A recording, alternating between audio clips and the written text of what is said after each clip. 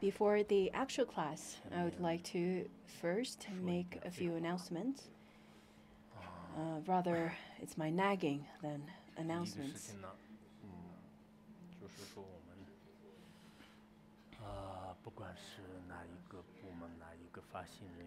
First off is that whatever department you're in, whatever position you hold in the Sangha, on one hand, I think it's quite important to blend with everyone, to have good interpersonal relationship with everyone,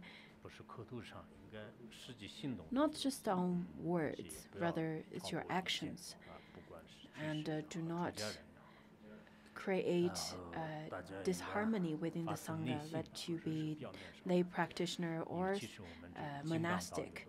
It should be then completely and wholeheartedly creating a harmonious relationship with each other, because we're a Vajra Sangha. We are not like a worldly wife and husband or any kind of worldly relationships. Therefore, in working together in the Sangha, sometimes maybe it is because of your different opinion, maybe it is because of something else. If you were to have opinions towards each other, in fact, when it comes to publishing, when it comes to organization and so on, if you do not cooperate together within the Sangha, it could create lots of difficulties, both financial and difficulties coming from others or different view from others. In fact, people are very smart. If you are just saying something but you feel something else, other people could tell it as well. So people who hold position to volunteer in positions in Sangha, you should then try your best to hold a good relationship with one another. The second thing is that volunteers who hold positions, you should then make a progress. It could be progress in terms of your own trade. It could be progress in terms of your listening, contemplation, and practice. And I have to point out the cooks over here. I know that you work very hard. I know that everyone has different tastes, different preferences, and very difficult to fulfill everyone's wishes. But sometimes it's not really only subjective, it is objective as well. As I stated earlier, I think volunteers in different positions, such as in Laongar, when it comes to cooking food for others, I think you should try your best to fulfill the majority of people's taste. Even if you can't, at least you can learn. It is not as difficult as Uttara Tantra Shastra. I also watched other things. In fact, I also expanded my own field of learning, such as cooking mushroom soup. Last night I made a soup and it tastes really good. And this morning when I made the soup, it didn't taste as good. So sometimes I doubt my own cooking as well, my own trade as well. Anyhow, my hope to you is to continue to learn, to advance your own skills as well as your study, contemplation, and practice. And the third thing is in terms of our own actions, your own behavior, your demeanor, it should fit into the local culture, including religious as well as habits. do not try to stand out in every aspect of life and not blending in with anyone at all. So sometimes, even if you do not evaluate yourself, other people will. And if everyone feels bad about you, then it will create unnecessary difficulty to you. The fourth aspect, the fourth thing I would like to address is that in our daily life, during our studying, contemplation, and practice, and in our current period of life, which is the best time to study, I really want to ask you to try your best to be diligent and do not waste your time in laziness. In terms of your daily schedule, your class attendance, there are people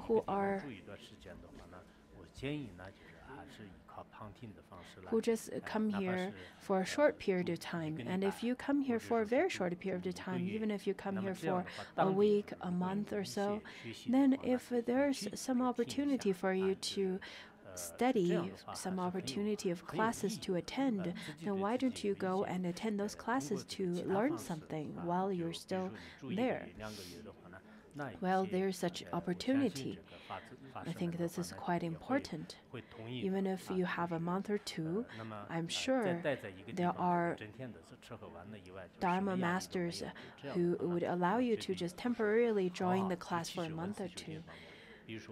If you just come here for eating and for traveling and so on, this is really not valuable. It's not meaningful. If you travel to some places, if you travel to some centers, even only for a week or 10 days, for business or for pleasure, you should visit the centers and try to study and attend classes as much as possible. Even if you can attend 10 classes, and then 5 classes. So try your best to utilize all the opportunities to study. And I really think that our Dharma masters would allow such situations and give you permissions as well. In fact, I had other things that is. There was a Khenpo, senior Khenpo.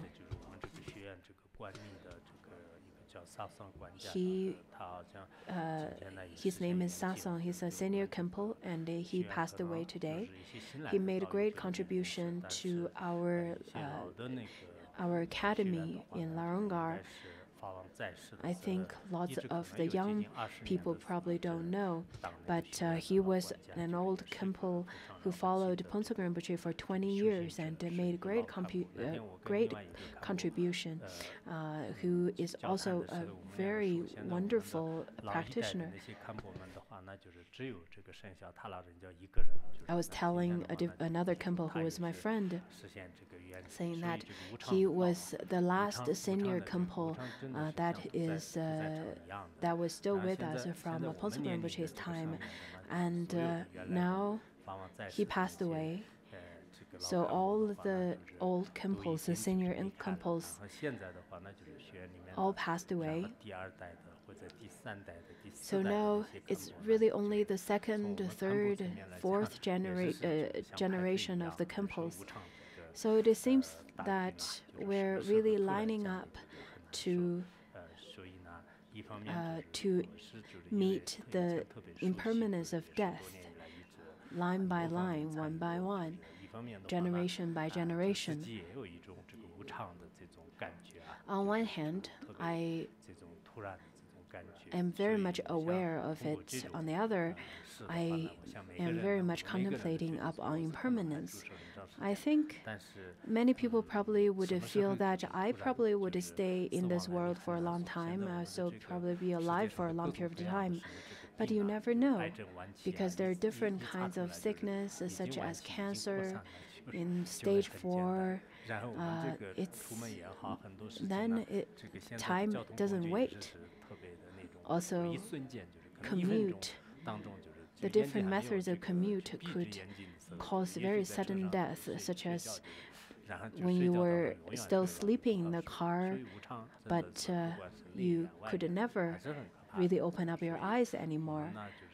So from the inner or outer causes, we should be aware that impermanence is never too far away from us. I don't really want all of us to chant and dedicate merit to each one who dies, but at least to this senior Khenpo who served this Sangha for 20 years, we should then chant money for him.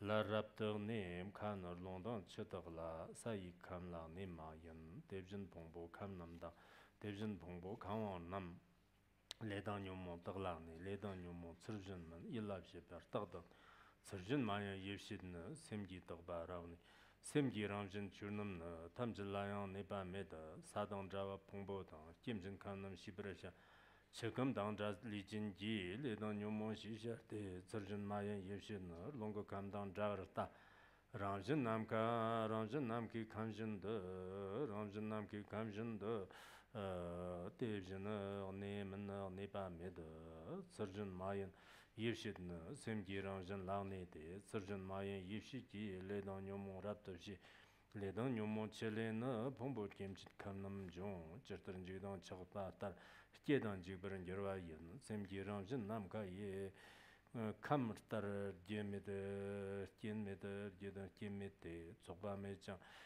kewa dan jigba ne, jigdan ne la gang yotma yin. 接下来我们讲那个 So we'll continue with the Uttara Tantra Shastra.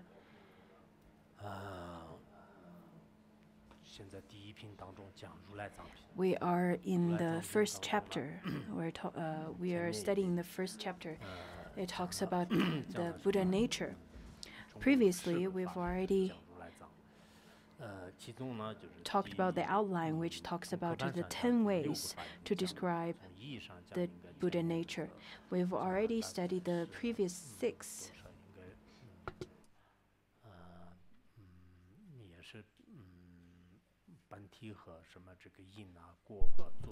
The essence and cause, the fruition, the function, and so on. So today we're going to talk about the 7th. The 7th is changelessness. So in terms of changelessness, it has the extensive explanation as well as the detailed explanation. Previously, we've talked about the reason, and now we're going to talk about the extensive explanation.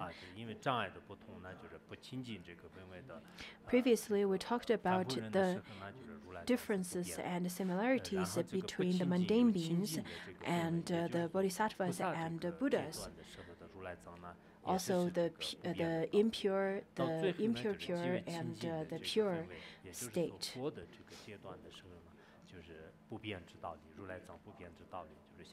And then it talks about the changelessness of Tathagata Garba. So, first of all, during the stage of being a mundane being, being a impure being, in fact, the Buddha nature had never changed either. So from this aspect, how so? And over here it talks about it from these two aspects. First one is the explanation. The essence is undefiled and free from extremes. And then the way essence is free from arising and the ceasing. And its purity is not touched by defilement. So we'll only talked about the short explanations, and later on, tomorrow we'll continue from there. I think you should try your best to analyze as much as you can, because this time when we study Uttara Tantra Shastra, I believe when it comes to Uttara Tantra, when it comes to Buddha nature, lots of people don't understand why. And there are people who slander because they don't understand why. Therefore, we should take this opportunity to study this text so that we can be completely purified from all the wrong views about Buddha nature. The Uttara Tantra Shastra, to me, I feel this is quite necessary, especially for majority of us who grew up in very existentialist, who grow up in family and a society who hold tightly towards the existentialism philosophy, as well as philosophy that has wrong view. Most of people who have such kind of environment to grow up, they have rather very coarse idea about sentient beings, about Buddha nature. So when we have this opportunity to study this text, I think we should take this opportunity to build up our right view. And I'm sure majority of you will receive different benefits based on your own auspicious connections to it, based on your devotion, and based on your understanding, and so on. There are people who have great connection to the Mahayana teaching. On top of that, who has really sharp wisdom. And then I'm sure for this kind of people, the teaching that is taught in this text will be easily grasped. And there are a group of people who probably don't have a very close connection to this text, or they don't have a sharp faculty or sharp wisdom to study this, and then maybe they don't have as much of a benefit that they could receive from it. But I think you should persist, despite that maybe you do not understand what this sutra is talking about. At least it could plant a seed in your mind stream for lifetimes. After all, this is one of the most unsurpassable, one of the most important teaching in the third turning of the wheel of the Dharma.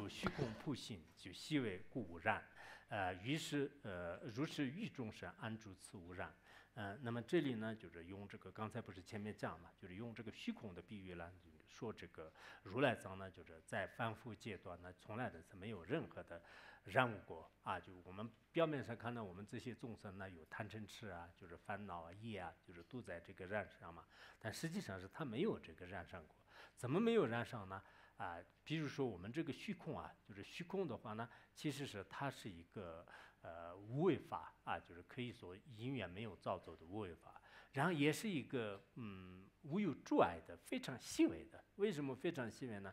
一般粗大的一些色法、声音呐，这些都是对我们这个就眼根呐、耳根呐、鼻根呐，包括意识跟年前呢，就是可以现前，就是可以成为这个根进啊，就是所以他们粗大的这些都可以的。但这个虚空呢，就是它可以说这个细微，又可以说广大，又可以说无碍，就是这样的原因呢。就是它就让偏于这个所有的法啊，就是所有的这个法，它非常细微的缘故呢，它这里的细微就是它其实是它有一种特殊的特点吧，就是它可以就是变随着就是所有的这个色法，但是呢，就是这些色法的这个性质，色法本来都是它有什么这个无常也好，就是无我也好，或者色法呢，就是经常有这个变化啊等等，这些呢，就是从来都是没有让我过啊，就是这个色法是就是会坏的，比如说我们一个什么这个碗的话，那就坏了，这个画的话，那就是一会儿这个谢了啊，就或者说是这个茶呢就是酿了，就是凡是有很多无常的这种变化嘛。但是这些呢，就是对虚空从来都是没有这个染上过。同样的道理，就是对每一个众生而言的话呢，其实相续当中呢，就是都具足什么呢？就是这个光明这个如来藏啊，就自性清净的这个光明如来藏。那这个光明如来藏呢，就是它遍于这个诸遍于每一个众生啊，就诸遍于每一个众生。但这个众生的这个相续当中的这个烦恼也好，过患也好，这些呢，就是从来都是没有让过，就是自己的这个如来藏。所以在这个宝性论当中呢，主要是很多都用虚空来比喻，用虚空来比喻，用这个我们这个外面的这个世界来比喻。外面的这个世界来比喻的时候呢，我们要知道，就是外面是一个地水火风空的这样的一个世界，那么它呢，就是这样的一个缘起规律当中可以允许的。同样的道理，我们的这个身体和意识呢，就是也是一个世界啊。就按照释论金刚的观点的话呢，其实我们每一个人生呢，就是人生的一个世界。但这个世界呢，跟外界就是 body and consciousness is also as a world. Our world, according to Kalachakra, is just like the external world that is universe. It could then all permeate all the elements such as earth, water, fire, and space. From the conditioned aspect, from the ultimate aspect, in fact, it permeates all the sentient beings' own individual cosmos or world, so to speak, and that has never been polluted. So from this aspect, all the Mahayana scriptures described this Buddha nature as pure and luminous. As the sutra said, told this story that Manjushri told this teaching on how Buddha nature is completely pure, without any pollution. I think in the 8 Bodhisattvas biography, last year I was going to ask you to study the Sarah Condrell's biography, but I haven't really finished the book yet. Therefore, maybe you can study the 8 Bodhisattvas biography instead. So during the 8 Bodhisattvas biography, it described this story that Bodhisattva Manjushri gave teaching on this purity and this primordial unpollutedness resides in everyone. And then all the Sangha members, all the bhikshus heard this teaching from Manjushri. They felt that, well, if this is the teaching, then what's the point of getting ordained? So 200 of them then left. Manjushri did not feel heartbroken like some of the Dharma teachers will if their students would have left them. Instead, Manjushri transformed himself, or transformed, or conjured a bhikshu who went to this group of students who left, and then started asking to the 200 bhikshus, saying that, well, I feel the same. I don't like the teaching either.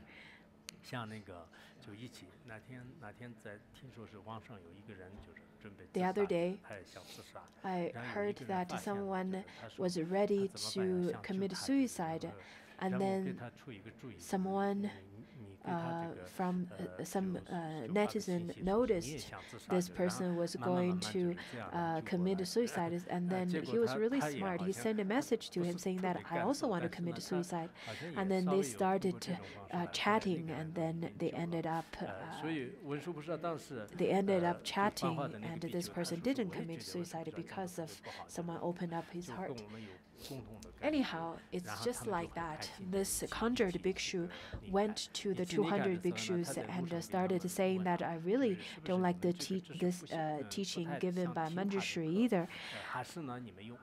And halfway through, he asked this 200 bhikshus, saying, well, is it that you only don't like to listen to the teaching given by Manjushri, or because you slandered, or because you used words to slander the teaching as well as Manjushri? And the 200 bhikshus said, no, we didn't do that at all. We only just left because we can't accept such teaching. And this conjured bhikshu started saying that, oh, that's wonderful, because you shouldn't do that even if you don't understand the teaching. So he started then giving the teaching by asking questions such as, where's your mind then? Do you find your mind has the color of blue, of red, of yellow? Does it have any shapes? Do you see anything solidly that existent? And then the 200 bhikshus all answered saying that, no, I can't find anything like that. That is my mind. And then at that time, the bhikshu continued to ask, saying that, in that case, do you see any perfect truth that is truly existence as well? And then the 200 bhikshus said, no, we don't see that either. And by asking all these questions, they then got enlightened, all 200 of them, not in front of Manjushri himself, but in front of the conjured bhikshu of Manjushri. It is only through the discussion they felt that, well, the teaching given by Manjushri is indeed correct. And then all of them, the 200 bhikshus, then took off their clothing and then offered it to Manjushri as an offering. Just as nowadays in those concerts, how the fans would take off their shirts and then throw it in the air and so on. And if everyone offers like that to Manjushri, Manjushri would be swimming in the ocean of clothing. Shriputi then asked them, saying, have you all got enlightened? What kind of attainment have you then received? The 200 bhikshu replied, saying that we have not attained anything. We have not received anything. In fact, there is nothing to attain. And Shriputi realized that they are indeed all attained a realization.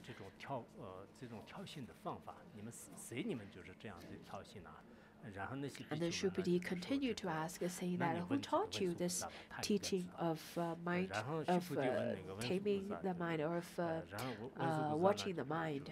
And the 200 bhikshus replied, saying that, well, that question you could ask Manjushri. And Manjushri answered, yes, in relative truth, you have methods of watching the mind, but in the ultimate truth, there is no mind to watch and no watcher.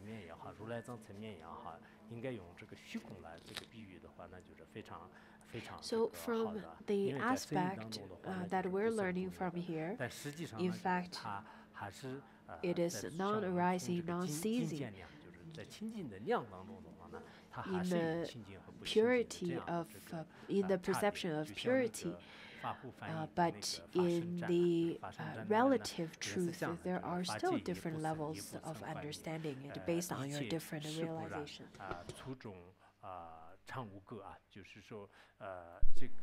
In praise of Dharmadhatu, it says that unarisen is the Dharmadhatu and will never cease, it will. At all times without afflictions, stainless through beginning, middle, and end. It has never been tinted as a mundane being, as a bodhisattva, as a Buddha. In fact, it has never been tinted, never ever been tinted by all the relative dharma.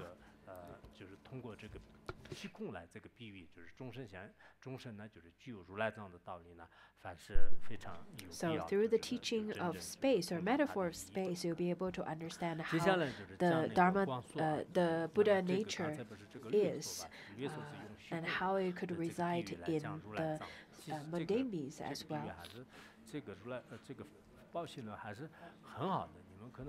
I really feel that Uttara Tantra Shastra is really wonderful. If you can ever taste just a little bit of it, have a little bit glimpse of the teaching from this text, you will feel quite excited and really curious. But of course, if you don't, you probably feel really drowsy. The next one, it then talks about how the Dharma is detailed explanation of unchangingness throughout the three phases, unchangingness.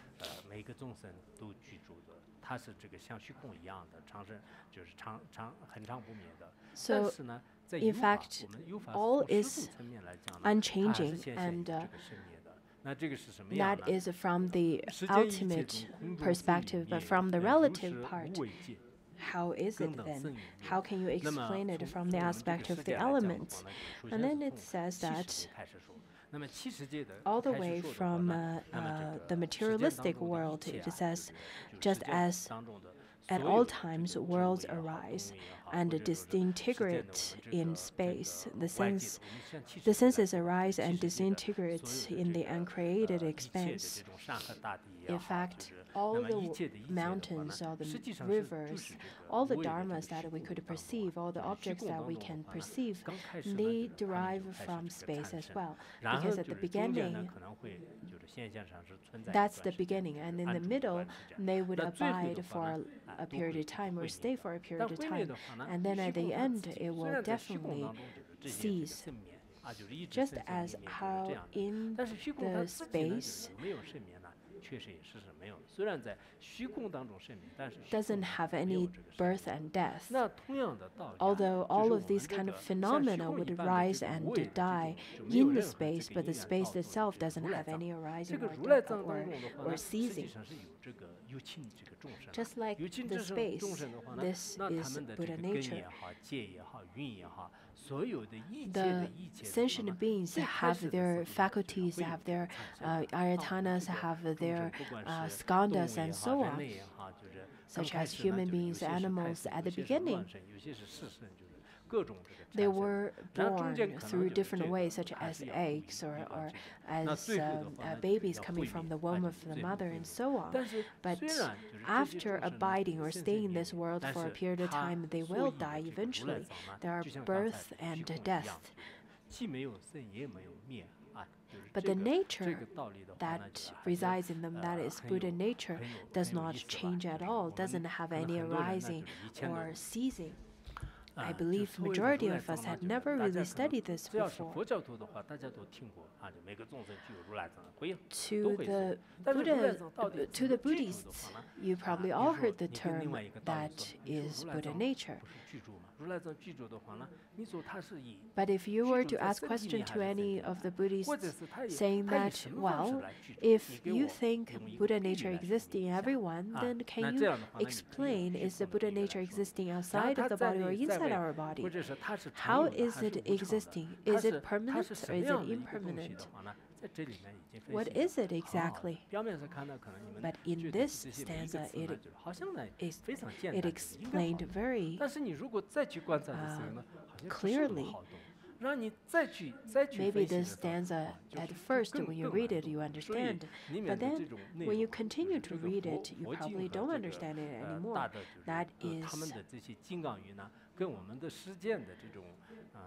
That is the difference between the Vajra words given by masters, given by the noble ones, to the mundane beings' language. Because the mundane beings' language could sound very difficult to begin with. They could be filled with lots of terms and lots of different grammar and so on. But later on, once you get a hang of it, you'll be able to understand it anyhow. But the Vajra words that's given by the great masters and the noble ones who realized, who attained realization, then their words are completely different. After you read it once, you want to read it again, you want to study again and again.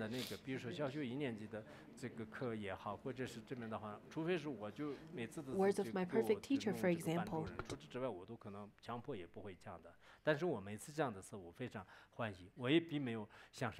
Words of my perfect teacher, for example, in fact, I've studied for many times. But if it were just some kind of teachings from first grade or second grade, I would never want to repeat it again and again. So that's the power of the words coming from the realized ones. So it just says that just as all time and world arise and all the things in this world, they would arise and cease in the space, but the space itself does not cease. I found lots of teachings that's very similar in the Mahayana Dhammadhatu without distinction sutra or shastra. It says that just as universe arises and disintegrate in space, the same is with the senses which arise and disintegrate in the uncreated space. This one is very similar to our stanza, isn't it? In fact, all the rising and the ceasing, that is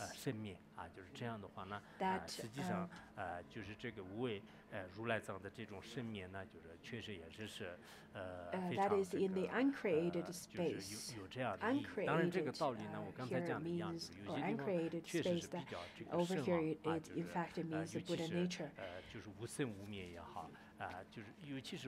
Birthlessness, deathlessness, no birth, no death, just as the Buddha nature, just like the space. I think in the great Jewel Heap Sutra, as well as Manjushri's biography, where it told the story that Manjushri had this discussion with a celestial being. He started giving the teaching of the Dharma of non-arising and non-ceasing. 500 bhikshus around, they heard the teaching of this supreme teaching of emptiness, and right away, the 500 bhikshus all had the same understanding and all had the same feeling, where they felt that this is not the teaching, the correct Dharma. And by having that wrong view, they were all born into the hell realm because of the wrong view. Then someone criticized Manjushri, saying that you shouldn't have given this profound teaching to the 500 bhikshus who were not ready to receive such profound teaching of emptiness. See, now, because of your teaching, they were all then falling into the hell realm. And then Manjushri said that, in fact, in the truth, in the ultimate truth, there is no falling into the hell realm. So you don't have to worry. That's the first point. The second point is that, in fact, by listening to this teaching that they cannot accept temporarily, they will still be able to get liberated very quickly. When I observed their mind stream, if I were to let them take their time to receive the teaching when they're ready, that is going to take them a much longer period of time to attain liberation. So there are people who cannot accept such teaching, and maybe they'll have wrong ideas and a wrong perception of the profound Dharma, and maybe they'll fall into a hell realm because of that. But still, by doing so, it plants a great seed for them to attain liberation much faster in this samsara. Just like a chronic disease is difficult to cure, but if you could make it rather quite acute, then maybe they'll get ill and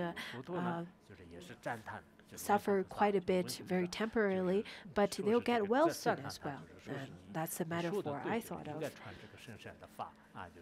By explaining that, and all the other people started saying that that's really great. You should have really taught the teaching to the 500 bhikshus. So the teaching of Buddha nature as well as the teaching on the emptiness, it is quite profound, and lots of people cannot accept it, cannot understand it and accept it. The teachings of human realm and how to attain God realm is rather quite popular in our world, such as how to accumulate merit, how to then become wealthy people, a wealthy person for lifetimes to come, how to attain the abundant wealth that you'll never be able to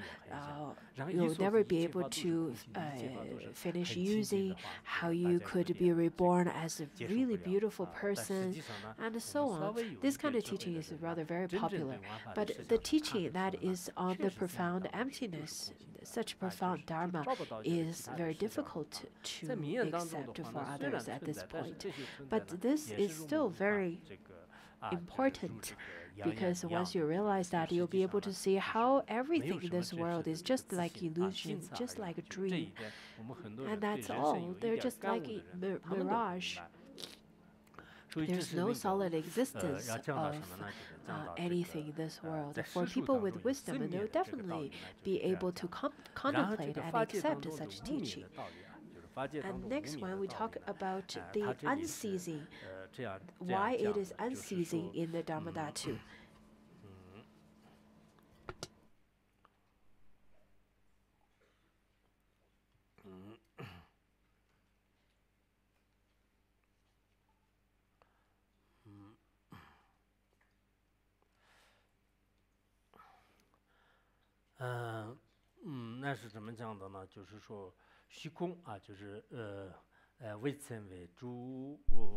Well, space is never burnt by fires. Likewise, this Dharmadhatu is not burnt by the fires of death, sickness, and aging. Over here it says that all the compounded things in our world can be burnt, but space cannot be burnt. In our world, there are three types of fire. There are the fire at the end of time, fire of hell, and a natural, or over here it means ordinary fire. So the three types of fire. These three types of fire can burn everything in our world, but space can never be burnt. We can never really, you can say that, okay, the house got burned down, this person was burned, the clothing got burned, but you can never really say that, oh, my space got burned. Well, if that really happens, if the space is really got burnt, then it will be spaceless. Then you cannot enter such a spaceless place, isn't it? And there's no such thing like that. Doesn't matter how big the fire you lit, you cannot burn space. Similarly, In fact, the sentient beings are burned by 3 fires. That is the fire of death, and fire of death is similar to is in accordance with the fire at the end of time, and fire of illness or fire of sickness corresponds to the fire of hell, and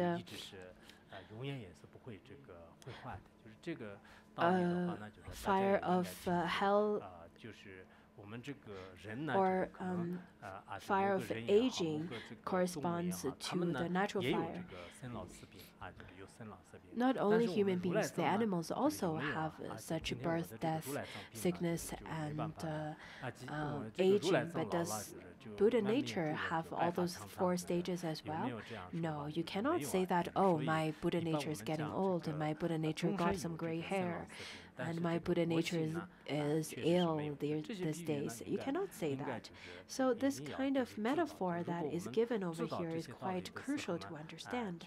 Once you understand these profound meanings behind the metaphors,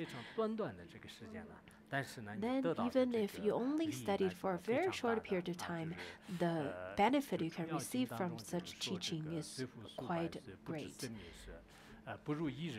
Just as it is stated in Udana Sutra, it says that one who lives to 100 years old and never knows the nature of birth and cessation is inferior to one who just lives for one day but realizes the nature of birth and cessation.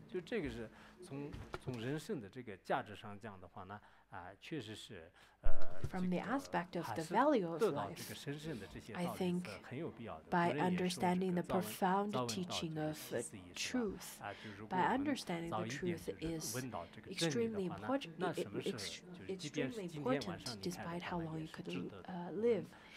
As according to Confucius, he said that if you could learn the truth in the morning, then you can die in the evening without any regrets. So the conditioned Dharma can be burned by fire, but the unconditioned Dharma cannot be burnt. Over here, it talks about 3 kinds of fire, such as fire of end of time, fire of hell, and natural or ordinary fire. Without knowing the other 2 kinds of fire, at least we know how ordinary fire could create detrimental consequences. Just as the fire that is burning currently in Brazil, in the Amazon forest is the lung of Earth, the lung of Mother Earth, and if this forest is burnt, it could create detrimental consequences towards the whole world, the whole Earth. But because of different conflicts happening in the country of Brazil, there's this great fire that's happening in Brazil now that's burning this one of the most important forests. And I want to show you a clip of that fire. 巴西秘鲁与玻利维亚交界处的亚马孙地区为火灾重灾区，火势较集中的地区位于巴西的朗多尼亚州、马托格罗索州和亚马孙州以及玻利维亚境内。目前，大火已造成至少50万公顷的森林被毁。因为起火地区正处于气候最干旱的时期，更是加剧了火势的蔓延。亚马孙雨林位于南美洲亚马孙盆地，雨林面积达550万平方公里，其中60%位于巴西境内。亚马孙雨林对全球气候和生态平衡都起着举足轻重的作用。巴西国家空间研究院20号发布的监控数据显示，今年以来，巴西亚马孙热带雨林的火情数量累计达72843起，比2018年同期上涨了83%，创下自2013年有记录以来最高值。目前，世界各地网民已在社交媒体上发起了为亚马孙祈祷的呼吁，要求国际社会关注亚马孙森林大火的形势，并拯救人类的地球。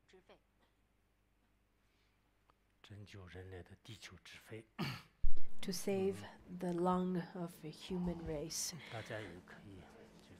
it is said in the news. I think we should then also dedicate merit towards this disaster, this fire, so that it could pacify such disasters happening. Previously, United States take its country as a protector of the world, but nowadays I think every country takes themselves as the most important instead. In Asia, in Europe, in the America, it is happening like that. According to Buddhism, I think all the chaos that's happening nowadays is very much connected to the collective karma of all the sentient beings. But I think without having to distinguish where or who you are, where you come from or who you are, you should then dedicate merit towards all the sentient beings, towards the peace and harmony of the world, to pacify the fire, to pacify the anger, the fire of anger. And sometimes it is because of the anger of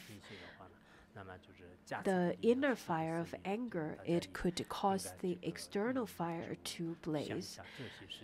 Therefore, I really hope that everyone could supplicate and pray and dedicate merit to such disasters that's happening in the world. And then the next part, it talks about detailed explanation of interdependent origination and explanation of the way generation takes place by combining example and its meaning and given the examples. So this part talks about the four great elements and the relationship with how the four elements reside within us and how it works within us as well.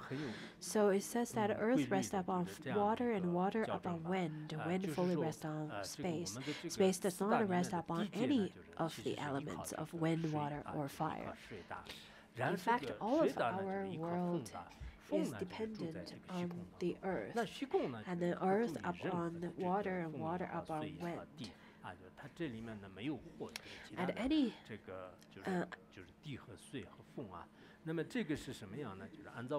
so all these kind of elements, according to Abhidharma, I think we mentioned it earlier as well, it says that in Abhidharma that in fact earth is dependent on water, because at the beginning when the world was forming, the wind first is turning in the space and then started raining, which is water, and then in the rain there's minerals that created the earth.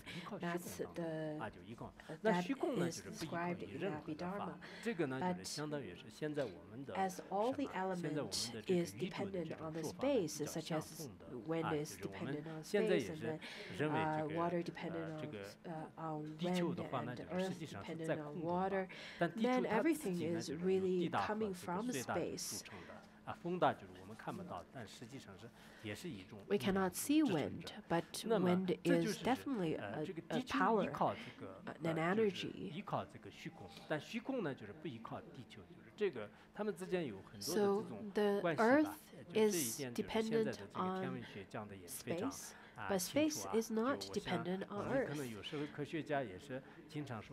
In cosmology, and lots of scientists talk about the Big Bang Theory.